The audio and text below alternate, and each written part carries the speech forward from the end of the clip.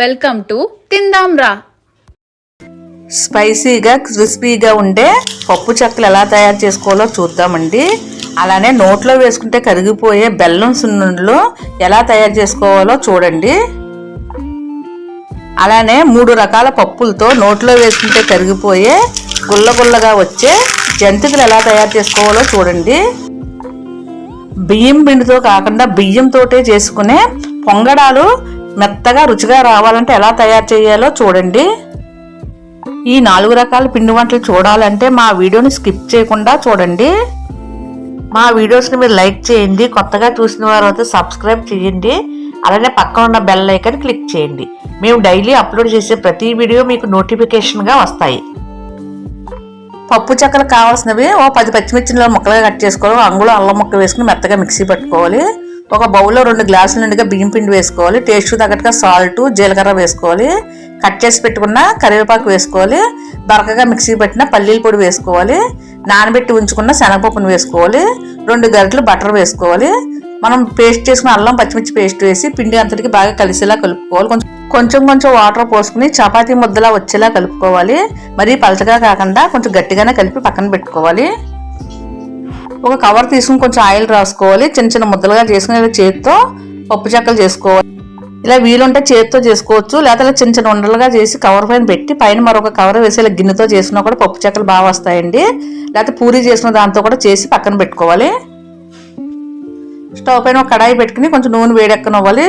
నూనె కొంచెం వేడెక్కిన తర్వాత మనం చేసి పెట్టుకున్న పప్పు చెక్కలను వేసుకుని 2 వైపులు తిప్పుకుంటూ మంచిగా గోల్డ్ కలర్ వచ్చే వరకు వేయించుకోవాలి. అంతే అండి, పప్పు చెక్కలు రెడీ అయిపోయాయి. మొత్తం పప్పు చెక్కలన్నీ ఇలా ఆయిల్లో వేయించుకుని తీసి పక్కన పెట్టుకుని బాగా చల్లారనివ్వాలి. చల్లారిన తర్వాత ఒక డబ్బాలో వేసి మూత పెట్టుకుంటే కనుక ఒక 4 రోజుల పాటు నిల్వ ఉంటుందండి. పిల్లలకి చక్కగా స్నాక్స్గా కూడా పెట్టుకోవచ్చు. చూసారు కదా, స్పైసీ అండ్ క్రిస్పీ అయిన పప్పు చెక్కలు. మీరు కూడా తప్పనిసరిగా ట్రై చేయండి. ఇప్పుడు నోట్లో వేసుకుంటే కరిగిపోయే బెల్లం సున్నుండలు ఎలా తయారు చేసుకోవాలో చూద్దాం పదండి. స్టవ్ పైన దలసరి కడాయి పెట్టుకోవాలి. దాంట్లో 2 గ్లాసుల మినుములు తీసుకోవాలి. ఇక్కడ నేను సాయి మినపగుళ్ళు తీసుకున్నాను. ఈ మినపగుళ్ళను మధ్యలో కదుపుకుంటూ వేయించుకోవాలి. స్టవ్ని సిమ్లో పెట్టుకుని వేయించుకోవాలి.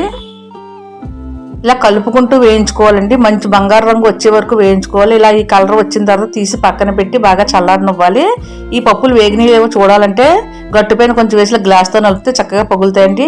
ఇలా గ్లాస్తో నలిపినప్పుడు పగిలినట్టుగా వస్తే కనుక చక్కగా వేగినట్లు, నోట్లో వేసుకున్నా కూడా కమ్మగా ఉంటాయి. మరలా అదే కడాయిలో 1 గ్లాస్ బియ్యం వేసుకుని చక్కగా గోల్డ్ కలర్ వచ్చే వరకు వేయించుకోవాలి. ఇలా బియ్యం వేయడం వల్ల ఈ సున్నుండలు చాలా రుచిగా ఉంటాయి. తింటున్నప్పుడు నోటికి అంటుకోకుండా కూడా ఉంటాయి. ఈ బియ్యం కూడా ఇలా గోల్డ్ కలర్ వచ్చే వరకు వేయించి తీసి పక్కన పెట్టుకోవాలి. 2 బాగా చల్లారిన తర్వాత మరపట్టించుకుని పిండిని పక్కన పెట్టుకోవాలి. అలా మరపట్టించుకున్న పిండిని ఇక్కడ నేను 2 కప్పులు తీసుకుంటున్నాను. ఏ కప్పుతో అయితే పిండి తీసుకున్నామో అదే కప్పుతో బెల్లం వేసుకోవాలి. ఇక్కడ నేను 2 కప్పులు పిండి తీసుకున్నాను కాబట్టి 2 కప్పులు బెల్లం వేసుకుంటున్నాను. తర్వాత ఒక కప్పు నిండుగా కాచి చల్లార్చిన నెయ్యి వేసుకోవాలి. నెయ్యి మొత్తం పిండికి బాగా కలిసేలా కలుపుకోవాలి. తర్వాత మీకు నచ్చిన సైజులో ఉండలు చుట్టుకోవాలండి. అంతే అండి, బెల్లం సున్నుండలు రెడీ అయిపోయి హెల్త్కి కూడా చాలా మంచిదండి. ఈ బెల్లం సున్నుండలు భోగి తప్పనిసరిగా తీసుకోవాలి. అంతేనండి, టేస్టీ బెల్లం సున్నుండలు రెడీ అయిపోయాయి కదా, నోట్లో వేసుకుంటే కరిగిపోతాయి. మీరు కూడా ఒకసారి తప్పనిసరిగా ట్రై చేయండి. ఈ రోజు బియ్యం పిండి అవసరం లేకుండా బియ్యంతో చేసుకునే బెల్లం పొంగడాలు ఎలా తయారు చేసుకోవాలో చూద్దామండి. చాలా మెత్తగా వస్తాయి బియ్యం పొంగడాలు. ఈ పొంగడాలు ఎలా తయారు చేసుకోవాలో చూద్దాం. ఒక గ్లాసు నిండుగా బియ్యం తీసుకుని నైట్ టైమే 2-3 సార్లు బాగా కడిగి నానబెట్టుకోవాలి. మన్నాడు ఉదయం మళ్ళీ 2-3 సార్లు బాగా కడుక్కుని ఆ బియ్యం మిక్సీ జార్లో వేసుకోవాలి. కొంచెం వాటర్ వేసుకుని మరీ ఎక్కువ అయిన అవసరం లేదని మెత్తగా పేస్ట్ చేసుకోవాలి. ఇలా బాగా పేస్ట్ అయిన తర్వాత ఏ గ్లాస్ తర్వాత బియ్యం తీసుకున్నామో అదే గ్లాస్తో బెల్లం పొడి వేసి మరలా మెత్తగా మిక్సీ చేసుకోవాలి. ఈ బియ్యం మట్టికి చాలా మెత్తగా పేస్ట్ చేసుకోవాలి. తర్వాత ఒక బౌల్లో వేసుకోవాలి. తర్వాత 2 స్పూన్లు గోధుమ పిండి కలిపి మూత పెట్టి ఈ పిండిని 4 లేక 5 గంటలు బాగా నానబెట్టుకోవాలి. ఇలా నానిన పిండిని గరిటతో బాగా కలుపుకోవాలి. తర్వాత స్టవ్ పైన కడాయి పెట్టుకుని దాంట్లో నూనె వేసుకోవాలి. నూనె బాగా కాగిన తర్వాత ఒక గుంట గరిట తీసుకున్న గరిటతో గరిట నిండుగా పిండి వేసుకోవాలి. ఇలా పొంగడంలా పొంగుతుందండి. వెంటనే తిరగవేయకుండా కొంచెం నూనె పొంగడం పైన వేసుకుంటూ వేయించుకోవాలి. చూడండి పొంగడం ఎంత బాగా పొంగిందో. ఇలా బాగా వేగిన తర్వాత తీసి పక్కన పెట్టుకోవాలి. బియ్యం నానబెట్టుకుని తర్వాత మరలా కడుక్కుని ఆరబెట్టి పిండి ఆడించుకుని చేసే పొంగడాల కన్నా ఈజీగా బియ్యం నానబెట్టుకుని ఇంట్లో మిక్సీ జార్లో వేసుకుని చేసుకోవచ్చండి పొంగడాలు. అదే రుచితో ఉంటుంది. కాకపోతే 4 లేదా 5 గంటలు పిండిని బాగా పులియబెట్టాలండి. అప్పుడు ఈ పొంగడాలు బాగా పొంగుతూ బాగా వస్తాయి.